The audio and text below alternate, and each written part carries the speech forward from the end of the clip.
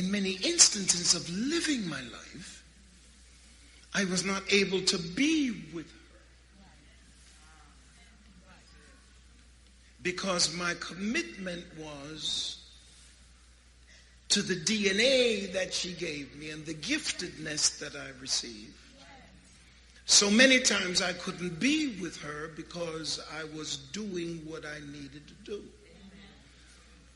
The issue that's significant here is when you have a mother who understands the giftedness of a child.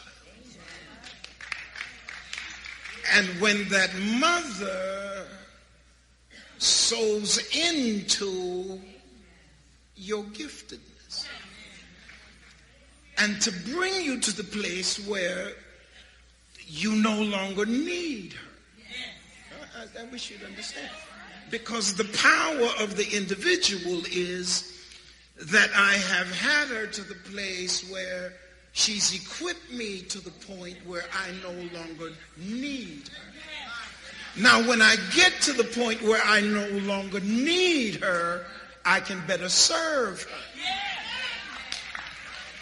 Because if I keep on needing her, I'll never be able to serve her.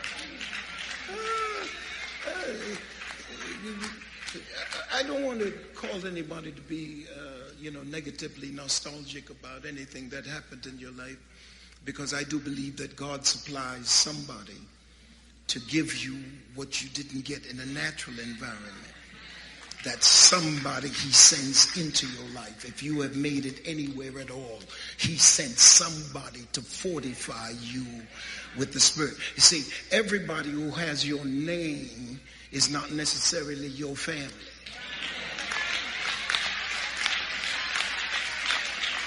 Amen. You have some people who have contributed to your life when your family fell short. The Lord said when mother, father fall short, he'll pick you up. He's got a way to send somebody into your life. So whoever you're thinking about right now, understand this. Your responsibility is to be the best that you can be because of the sacrifice somebody made to make your life work. As I was meditating on this message, I saw Jesus. And then when I saw Jesus, I had to see Martin Luther King. And I had to see people who other people would question their commitment because of their own selfishness. How many of you would want to be married to Martin Luther King? And how many of us would want to be his children? See, the reason why I have to talk about King instead of Jesus is Jesus didn't pick up a wife, neither did he have any children. All right, since you're holding out on me. We extol the virtue of Abraham, and we speak highly of his ability to put his son on an altar. And we speak highly of his faith in God to raise a dagger to kill his son. But would you want to be his son?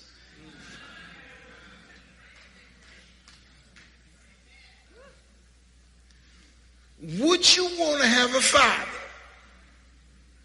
that would lay you on an altar and raise a knife? And you would be gone if there was not a ram in the bush. The sacrifice of other people and their calling and their commitment to what they do lessens their disposition to others. So the people who are most close to you have to give up something because of your calling. And what God has anointed you to do and called you to do oftentimes puts pressure on others who are close to you. And when I look at Jesus saying to John, now, and he could only have said it to John because the other guys weren't there. Peter, in his vociferous, ebullient description of how bad he was somewhere denying Jesus. John was the only one who was there. And Jesus is saying, somebody else has to take care of my mother because I got to be about my Father's business. Is there anybody in here who has been brought to the place by the power of a mother that you understand now, whether she's here or whether she's gone, that your life has to be dedicated to others? You brought me in the world. I love the fact that you nurtured me. But Mom, I have to give my life for others. The credit that you have is me. The legacy that you have is what I accomplish. So every time I accomplish something, I have to give some thought to you, because if it wasn't for you, I wouldn't be here. So when people praise you for what you have done for them, they have to praise your mother. Because without your mother, you wouldn't be hanging on a cross for the benefit of someone else's life. Ooh. It is an interesting dynamic because many of us don't see ourselves as the extension of who brought us here. I think of my father, and my father, I told you a story about my father the other day. In the last message I preached, I was whooping and hollering. And I told you about my father. My father was, when my father died, my mother got some freedom.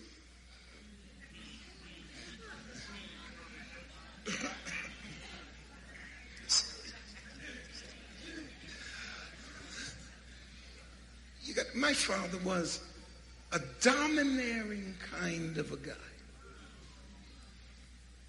Everything went his way. Everything. My mother says, "Oh, Bob, my back hurts. Oh, could you rub my back?" He says, "Nellie, my hand hurts."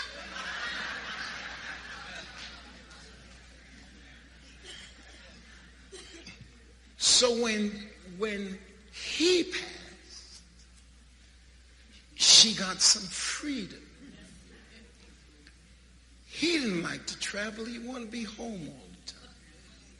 She loved to be gone. So when he passed, she could hit Wimbledon, Australian Open, French Open, hang out with Fendi, hang out with the Queen. She could do whatever she wanted to do because he was gone. See, the difficulty that mother has is dealing with the man and the children. Oh, I need to talk to somebody. Some don't understand what I'm saying. They ain't got neither man nor children.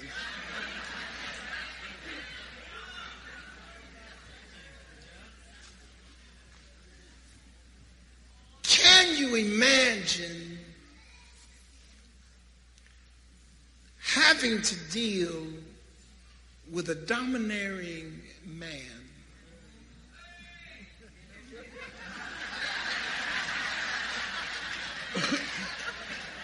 Excuse me.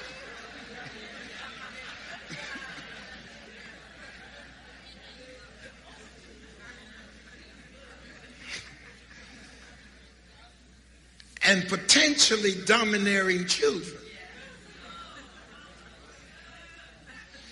And you're caught between the domination of the man and the potentiality of domineering children.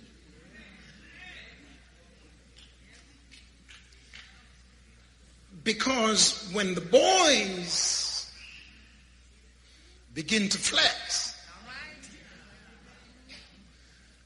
then who stands between the boys and the father? The mother's caught between the boys and the father and has to try to make some choices.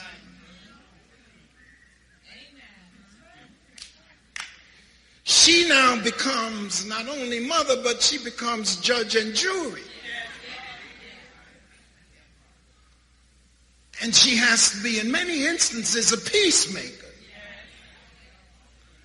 Because dad is about to clash with the boys. And dad is about to put them out. See, the difference with mothers and fathers is mothers will keep you there longer than fathers.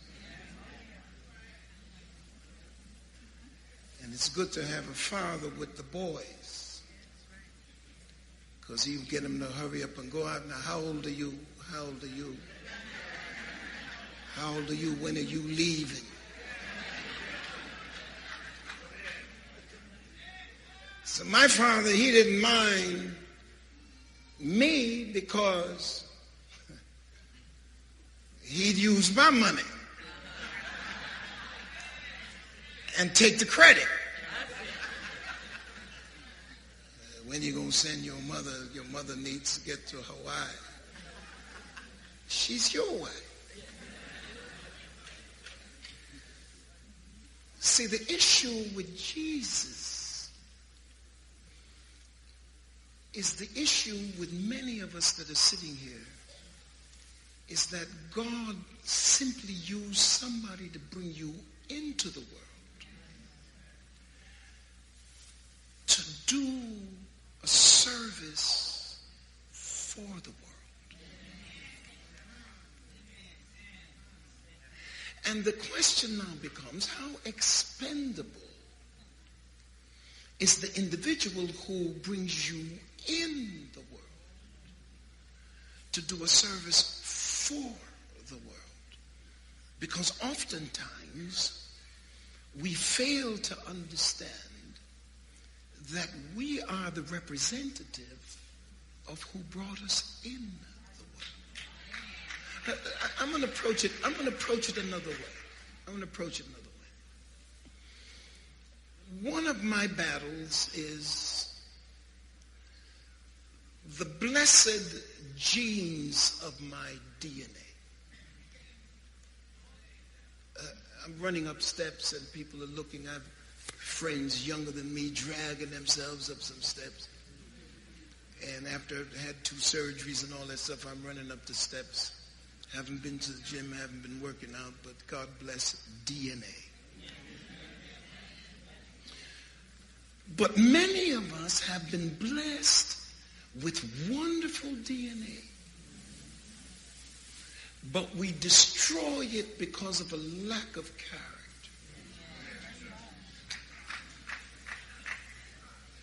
Should I go over that again?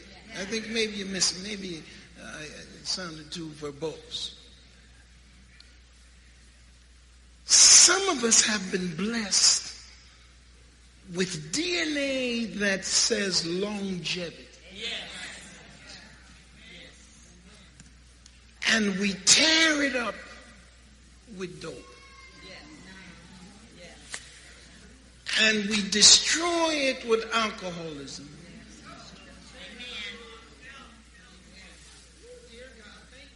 And we just mess it up with being crazy. Everybody is not blessed with black that won't crack.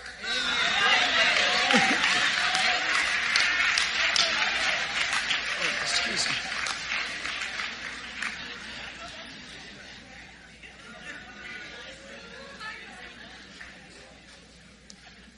But yet still we can tear ourselves apart because we didn't respect the DNA.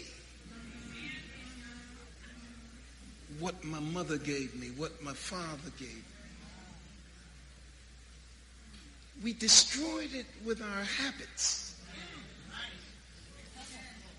And then we turn around and say, God plucked a flower for his rose garden. God ain't plucked nothing.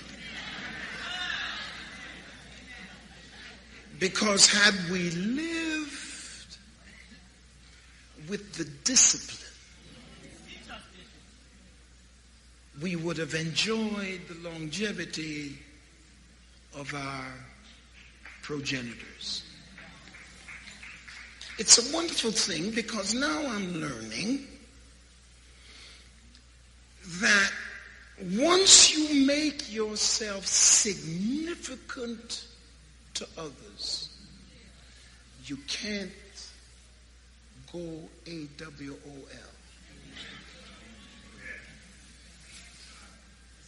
Hear me when I tell you. Once you have made yourself necessary,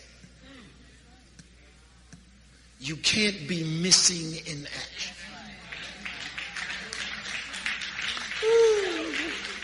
Oh, I'm learning that. I'm learning that when you have raised the bar or you've raised the standard to a certain level or a certain height, and when people get used to a level or a certain height, then you have to maintain the discipline of who you are in order to be able to maintain the level that you have made people used to.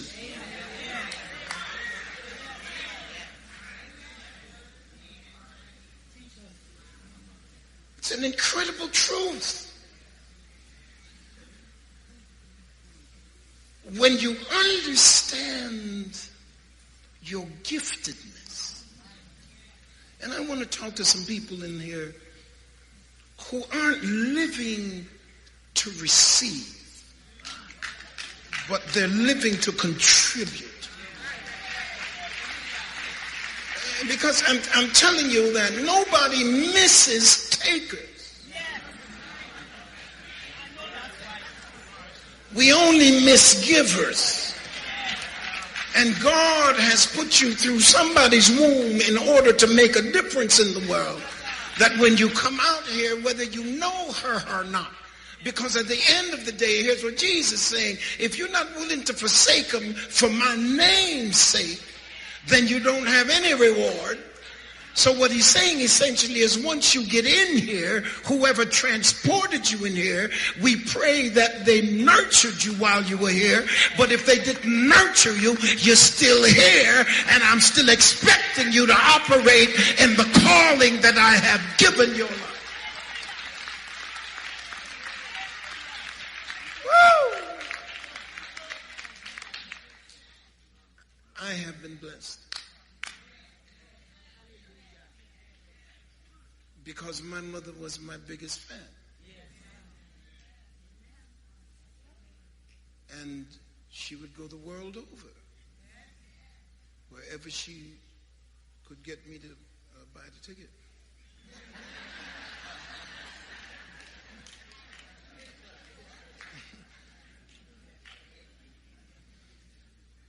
But I saw something as I meditated on having a different Mother's Day than the usual. And that is to say that everyone who brought someone into the world brought someone in to contribute.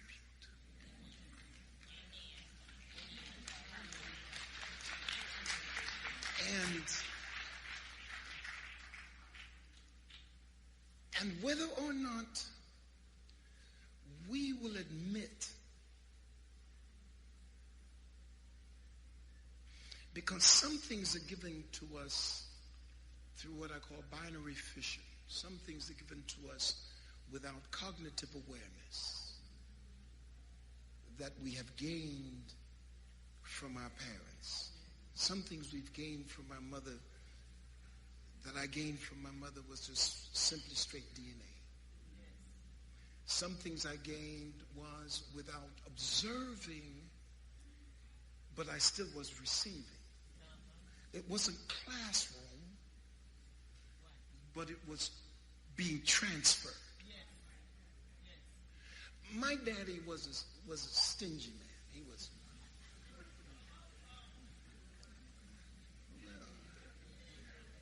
He was tight.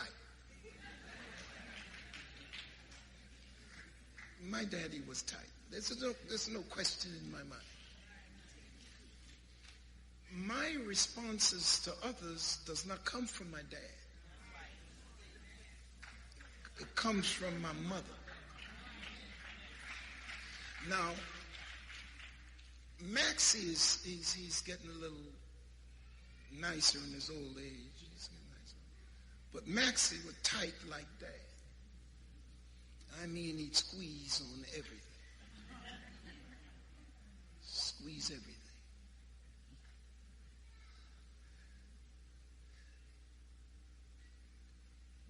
Jesus's power comes from his Father, but his vulnerability comes from his mother.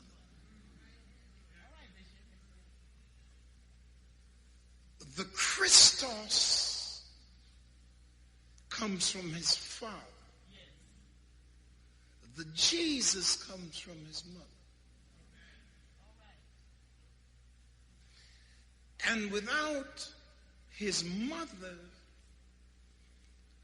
he could not have achieved the salvation of the world. See, many times we are caught up with power, but we don't understand vulnerability. Because many times we hide our vulnerability when it's our vulnerability that connects us to others. Let me put another way. You see, many times as a preacher, for instance, our tendency is to give the disposition that everything is right with us. Because we feel oftentimes that people will lose respect if they know your vulnerability. And many times in our relationships, we hide our vulnerability. And we come to the table like with the Black Panther Superman.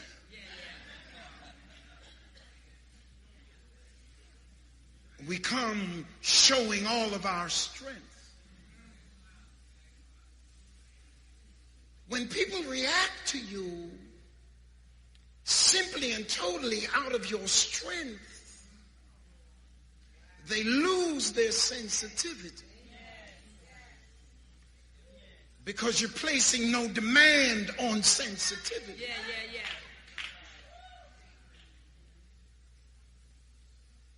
You're placing demand on rival. Because anytime you approach with strength, somebody's going to counter with strength. And oftentimes, we give Jesus nothing but strength.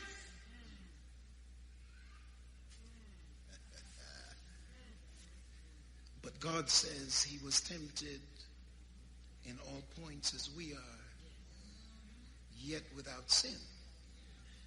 But you're not tempted unless you have desire. Because there is no temptation except you have desire and enticement. Every man is drawn away by his own lust and enticed. The power of Jesus' ability to exhibit his Father's strength is because of his mother's weakness. There would be no way for him to be tempted in all points as we are if it wasn't for his mother. You see, the thing that we won't do, and many times because men are homophobic, we won't admit the weak side. And the reason why some of you sisters don't have anybody around you